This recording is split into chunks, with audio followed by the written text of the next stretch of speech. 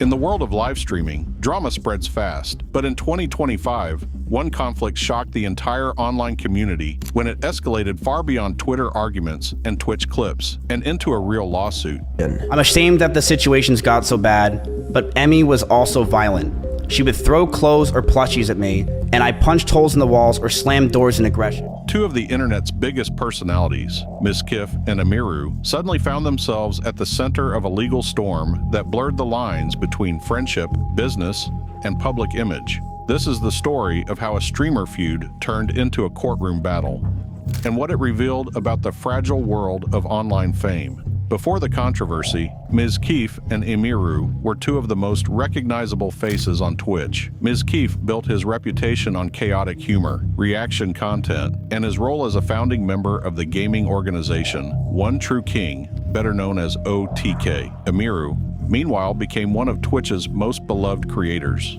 known for her cosplay, gaming streams, and relaxed personality that attracted millions of fans. Okay, get off, you freak. When Emiru joined OTK in 2022, it seemed like a perfect partnership. Dude, I am so happy. Like, I can't explain how...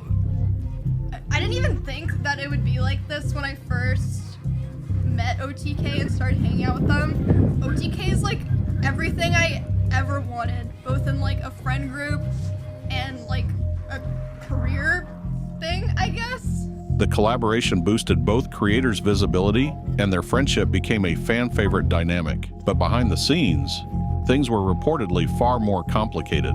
The internet thrives on speculation. Because Mizkif and Emiru frequently appeared in the same content, fans began constructing narratives about their relationship, some harmless, others far more invasive. Today, I'm finally going to be opening up about the psychological and domestic abuse, stalking and harassment, sexual assault, and threats of blackmail that Mizkif has done towards me, and some of these issues which are still ongoing. For the entirety of this year, I have attempted to separate myself from him and not talk about him at all, and not talk about this issue and just not make it a public thing. I always tried my best to keep this to myself, but like I said, I feel like it's gone to the point, which I'll explain later, that I feel like it just has to be done. And I have always believed in not condemning people or starting drama online. So I'm sure a lot of people are going to be asking, why am I doing this and why now? And I would like to explain that before I get started so that people understand what prompted me to do this today, and that it's not just on a whim or something like that. Every stream moment was analyzed, every clip was dissected, and like many online rumors, what started as jokes gradually became assumptions presented as facts. For influencers whose careers depend heavily on reputation, these rumors were more than annoying, they were dangerous. Things reportedly reached a breaking point when allegations, leaks, and internal disagreements began circulating within the streaming community. Ecstasy was right. Yo, I was right, and I got for it, as always. I was on the money, 1-to-1, directly on it, and I got relentlessly for it. You're like, oh no, that's my emotional truth. You know, that's not a statement of facts. It's my emotional truth. What the emotional truth? Bro, the damage is done, dog. Emotional truth, statement of fact. Well, I won't be insensitive, but the way that the story was said when it happened, I mean, I gave it some pushback because I thought, yeah, that's not what that looks like. Why is it getting deleted though? According to claims that later surfaced online, tensions formed around personal boundaries, business interests tied to OTK, and the impact of public speculation on both creators' careers. Mizkif, you act like your audience is not full of a bunch of weirdos too. Didn't you get caught doing some crazy shit, bro? Fans watched the drama unfold through vague tweets, emotional streams, and cryptic statements, but no one expected what came next. In a move that stunned the online world, the conflict escalated into legal action. The lawsuit centered around allegations tied to defamation, reputational damage, and disputes over statements made publicly and privately during the drama. After the sexual assault that Emiru claims that happened, we dated afterwards for a few months, and we had sex every single day.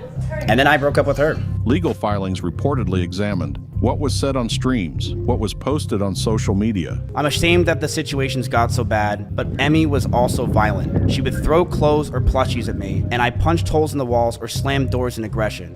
And whether those statements caused measurable harm. So the area where she screwed up was by talking about SA.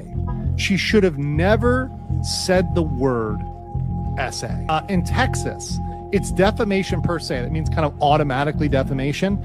If you accuse someone of a crime or if you have an imputation of serious sexual misconduct.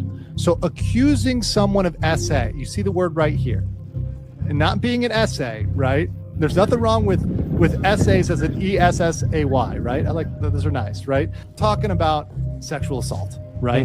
Talking about sexual assault. That's a felony. For the first time, Twitch drama, usually confined to reaction videos and Reddit threads, was being analyzed through the lens of actual law. Clips that once entertained millions suddenly became potential evidence. The streaming community erupted. Some fans took sides. Others criticized the culture of parasocial speculation that helped fuel the conflict in the first place. Well, nobody asked you to, so. I'm not.